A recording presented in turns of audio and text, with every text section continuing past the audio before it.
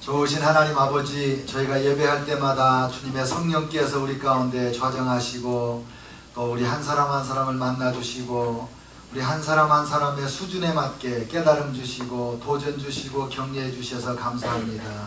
이 시간에도 하나님께서 우리 가운데서 말씀하실 텐데 하나님, 저희가 온 정성을 기울여 주님 앞에 집중하고 말씀 듣게 하시고 이 말씀으로 도전도 받고 깨우침도 얻고 책망도 받고 하나님, 버릴 것을 버리고 취할 것을 취하는 하나님 앞에 변화받는 시간 되게 하여 주옵소서. 주님이 말씀하시면 소경이 눈을 뜹니다. 주님이 말씀하시면 안진뱅이가 일어납니다. 주님이 말씀하시면 온갖 질병이 떠나갑니다. 주님이 말씀하시면 더럽고 추하고 악한 습관이 물러갑니다.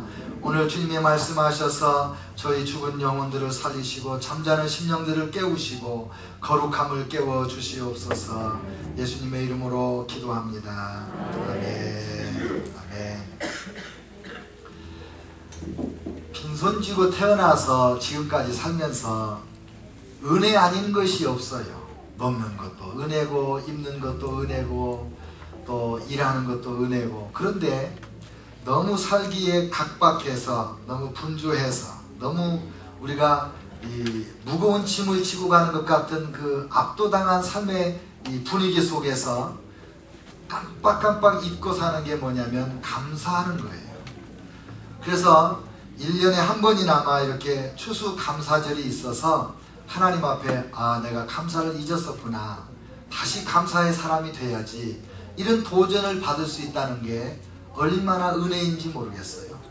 저 자신도 정말 은혜로 살면서 하나님 앞에 그 합당한 감사를 충분히 하지 못하는 것이 늘 죄송스럽고, 그런데 이 감사절이 될 때마다 저 자신을 돌아보는 거예요. 내가 정말 충분히 감사하는 삶을 살고 있냐, 내가 아들로서, 아비로서, 남편으로서, 목사로서, 또 선생으로서 모든 사람들 앞에 감사하는 마음으로 온전히 살고 있냐, 그런 스스로에 대한 질문을 하고 돌아보면서 저의 연약함을 하나님 앞에 내어놓습니다. 제가 이 추수감사절 때마다 매년 드리는 말씀이 뭐냐면, 감사는 생각에서 온다는 거예요. 영어로 think에서 감사라는 thank가 나왔잖아요. 그 I자가 변하여 A자가 되면 생각하던 그 결과 생각이 깊어지면 감사가 된다는 거죠. 그러니까 감사를 하는 사람은 생각이 깊은 사람이에요. 사례가 깊은 사람은 감사의 사람이 되는 거예요. 근데 그러면 감사가 없는 사람은 어떤 거예요? 생각 없이 사는 사람이에요. 그 생각 없이 사는 사람을 뭐라 그래요? 홀빈당이라고 그래요. 근데 주님께서 1년에 한 번이나마 우리에게 생각을 해라, 그리고 감사를 해라, 이렇게 깨우침을 주시니 얼마나 이 감사절이 있는 것이 은혜냐 이거죠.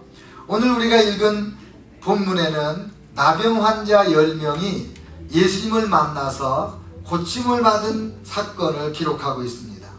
이 사건 속에서 우리가 어떻게 감사를 해야 될 것인가 하는 교훈을 받고 도전을 받으려고 하는 거예요. 오늘 11절을 보세요. 예수께서 예루살렘으로 가실 때에 사마리아와 갈릴리 사이로 지나가시다가, 이렇게 나와요.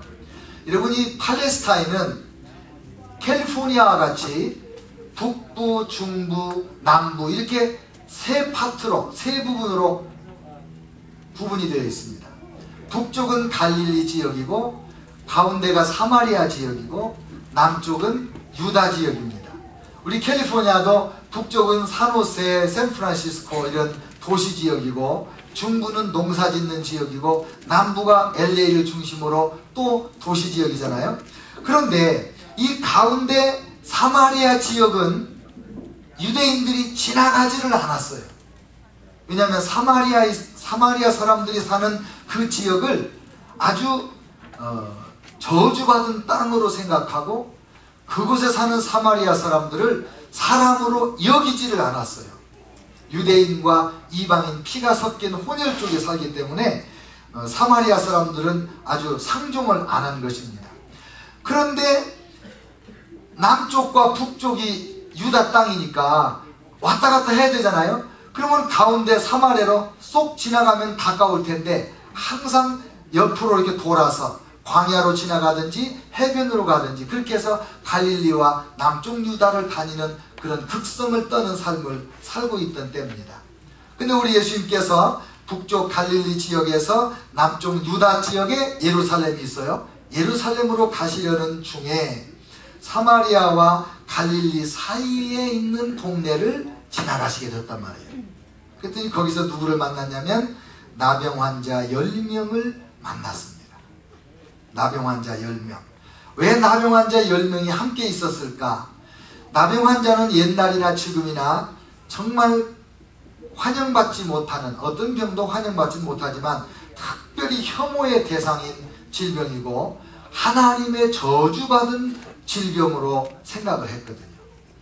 그래서 병에 걸리면 자기 가족들을 떠나서 나병 환자들끼리 모여서 따로 살 수밖에 없고, 그리고 사람들이 가까이 오면 나병 환자들이 먼저 자기 입을 손으로 가리고 부정하다, 부정하다, 부정하다 이렇게 해서 가까이 오지 못하도록 해야 되는 책임을 지고 사는 사람들이 나병 환자들이었어요. 그러니까 이 경계선의 동네에서 자기들끼리 겨우 먹고 사는 건데, 이 사람들에게도 소문이 전해져서 이제 나사렛 예수님이 나병 환자들을 많이 고쳐주신단다. 그 소문을 듣고 꿈이 부풀지만 예수님을 찾아갈 길이 없는 거예요. 사람들이 사는 동네에 들어갈 수가 없으니까 소문만 듣고도 예수님이 어디 계시는지를 알아도 갈 수가 없어요. 근데 마침 예수님이 자기들이 사는 이 동네에 오신 것을 알고 멀찍이 서서 예수님에게 큰 소리로 부르짖습니다. 예수 선생님이여 우리를 불쌍히 여기소서. 예수 선생님이여 우리를 불쌍히 여기소서. 여러분, 성경에는 한 번만 딱 써놨지만 한 번만 소리를 지르고 가만히 있었겠어요?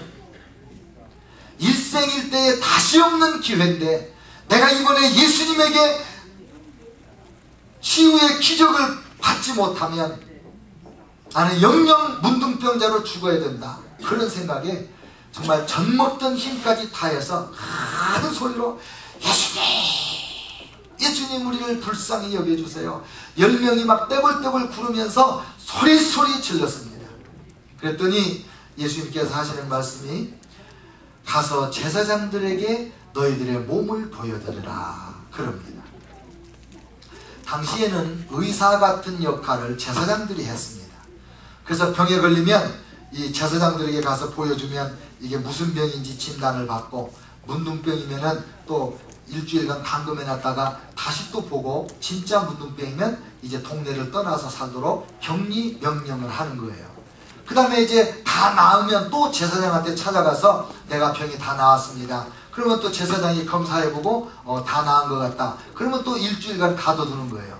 그러고 난 다음에 다시 확인해보고 확실히 나았구만. 그러면 하나님 앞에 온 몸을 털을 다 면도기로 밀고, 그리고 목욕을 하고, 그 다음에 하나님 앞에 제사를 드리고, 그리고 이제 자기 처자식에게로 돌아가도록 하는 그런 그 권한이 누구에게 있냐면 제사장들에게 있었거든요.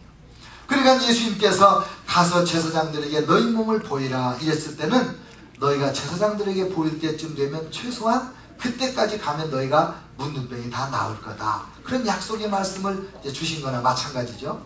그래서 그 약속의 말씀을 믿고 이 10명의 문둥이가 제사장한테로 지금 막 가는 거예요. 근데 그들이 가다가 깨끗함을 받았습니다.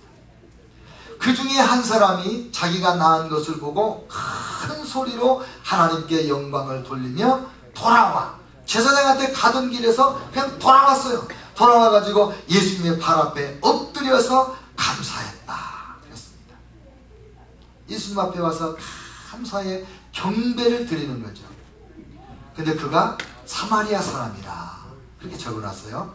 근데 우리 예수님이 그 한 사람을 보고 하시는 말씀이 10사람이 다 깨끗함을 받지 않았느냐? 그 9은 어디 있느냐? 이 이방인 외에는 하나님 앞에 영광을 돌리러 돌아온 자가 없느냐? 이렇게 물으십니다. 그리고는 그 돌아와서 감사하는 사마리아 사람의